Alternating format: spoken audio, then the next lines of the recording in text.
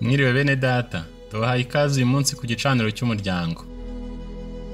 Imirongo y'ibyanditswe yakuwe muri Bibiliya yera ndetse n'imirongo migufi yakuwe mu bibwiriza byabwirijwe na mwene data William Marion Branham hagati y'umwaka w'1947 n'1965. Mu gihe muri kumvira ijambo ry'Imana, turizera ko muri buhabwe umugisha.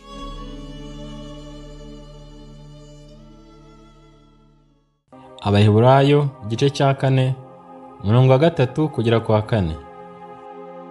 Naho twebwe ubwo twizeye twinjira muri ubwo buruhukiro, ubwo yavuze iti, narahiranye umujinya wanjye nti ntibazinjira mu buruhukiro bwanjye, aribwo Imana yaruhutse irangije imirimo yayo imaze kurema isi.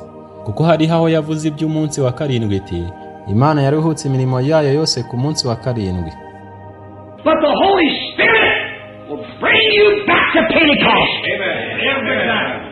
Every time they did the scripture to everybody, and it will in this day to everybody. Ariko Umwuka Wera azabagarura buri gihe kuri Pentekote mu byanditswe, nicyo yakoze ku muntu wese kandi nicyo azakora uyu munsi ku muntu wese. He'll bring you back to that reality. Yes.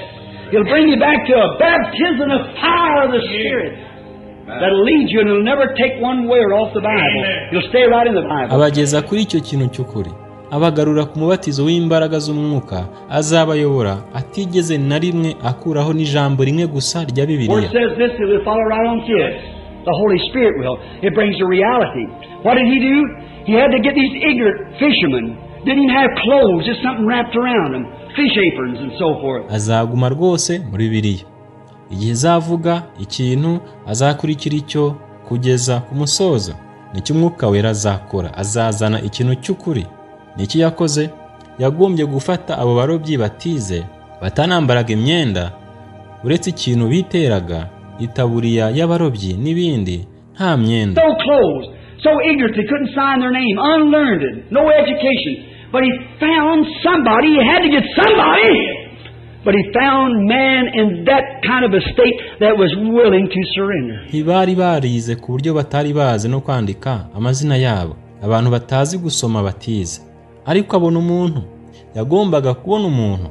Ariko yabonye abantu muri iyo mimerere, bari biteguye kureka ibintu byose, bari biteguye. That was willing, they had nothing else to hold. They didn't have any churches, any denominations, anything. They were just ignorant fishermen, sheep herders. Didn't know how to write, didn't know how to read or nothing. But they had nothing to lose.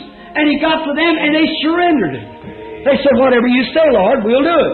Nta kindi kintu bari bafite cyo kwihambiraho, nta matorero bari bafite cyangwa amadini cyangwa ikindi kintu cyose. Rwose bari abarobyi batize, abungeri. Ntibari bazi kwandika cyangwa se gusoma cyangwa ikindi kintu cyose. Nta cyo guhomba bari bafite. Noneho arabasanga maze basiga ibintu byose. Baravuga bati, ibyo uzavuga byose mwami tuzabikora. We'll follow you. But when they completely surrendered and gave themselves over to God, God gave them a Pentecostal reality. Amen. He led them up to Pentecost and gave them the Holy Ghost. Tuzagukurikira. Igihe bari bamaze gusiga ibintu byose noneho bakiyegurira Imana. Imana yabahaye ibintu by'ukuri kwa Pentecote. Yabayoboye kugera kuri Pentecote kandi ibaha Umwuka Wera. There were they there under the Spirit of God making all kinds of foolish signs to the people, stammering and carrying on and trying to, the Bible said, what was he on? They was on the highway. None ngaho munsi y'ubuyobozi bw'Umwuka w'Imana bakora ubwoko bwose bw'ibimenyetso by'ubugoryi ku bantu, bizunguza kandi bitwara mu buryo budasanzwe. Maze bagerageza ko niko Bibiliya ivuga. Bari mu muhanda munini. The Bible said, with stammering lips and other tongues will I speak to this people. And this is the rest of the soul. This is the thing that will come. Isaiah 28:18. Read it. Bibiliya yaravuze iti, ahubwo nzavuganira nabo ubwoko mu kanwa k'abanyamahanga burundi rurimi. Kandi uku niko kuruhuka k'umutima. Iki ni ikintu kizaza. Yesaya 28 umurongo wa 11. With stammering lips and other tongues will I speak to this people. This is the rest.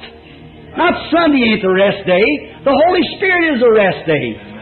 You Advent brethren, not the 7th day Sabbath is a rest. Harabivuga hati, ahubwo nzavuganira nabo ubwoko, nzavuganira n'ubu bwoko mu kanwa k'abanyamahanga burundi rurimi.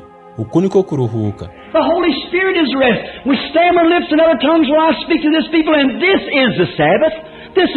Sabbath means rest. This is the rest of the soul. You have eternal rest. Ku cyumweru si wo munsi w'ikiruhuko, Mwuka Wera ni wo munsi w'ikiruhuko. Mwebwe bene data b'Adventiste, ntabwo ari Isabato. Umunsi wa karindwi si wo munsi w'ikiruhuko. Like God, when He made the world and set the day, He rested after that. He rested. He went on resting. When we enter into God, we rest all the time, not from one Sunday to another. Amen. We rest eternal. We got eternal life. Mwuka Wera niwe kiruhuko. Ahubwo nzavuganira n'ubu bwoko mu kanwa k'abanyamahanga burundi rurimi. Kandi dore Isabato, dore Isabato isobanura ngo ikiruhuko. Ni ikiruhuko cy'umutima. Mufite ikiruhuko cy'iteka. The Holy Spirit gives you rest. Now, they had a Pentecostal experience, a reality of God. They found something. Nk'Imana igihe yari magisi umunsi wa karindwi yaruhutse nyuma y'ibyo. Yakomeje kuruhuka. Iyo twinjiye mu Mana turuhuka igihe cyose. So kuva ku cyumweru kimwe ukajya ku kindi. Turuhuka by'iteka. Tubona ubugingo buhoraho. Mwuka Wera abaha ikiruhuko. Ni ukuvuga ko bagize imyimenyerezo ya Pentekote, ikintu cy'ukuri cy'Imana. Hari icyo babonye.